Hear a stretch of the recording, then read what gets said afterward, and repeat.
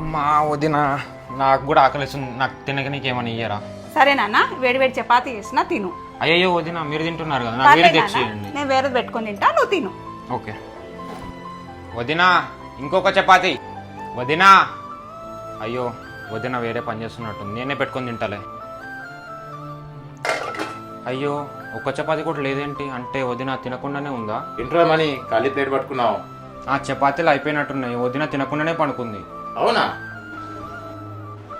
అన్న ఒక నిమిషం. ఏంట్రా? వదిన తినేది నాకు ఇచ్చేసింది, తను వెళ్ళి ఖాళీ గడుపుతో పడుకుంది. ఎప్పుడు వదిననే వండి పెడుతుంది కదా, ఈరోజు మనం స్పెషల్గా ఏదన్నా వండి పెడదాం. చపాతీలు రెడీ, మీ వద్దని లేపి తినిపిద్దాం పదా. అయ్యో మీరేం చేస్తారు వంటింట్లో? నేను చేసుకునేదాన్ని లేచి. అయ్యో వదిన మీరు తినేది నాకు ఇచ్చేసారు, మేము ఒక్కరోజు మీకు వండి పెట్టొద్దా? నేను చాలా అదృష్టవంతురాల్ని, నన్ను అర్థం చేసుకునే ఫ్యామిలీ దొరికింది. అమ్మ లాంటి వదినమ్మ, నాన్న లాంటి అన్నయ్య, హ్యాపీ ఫ్యామిలీ.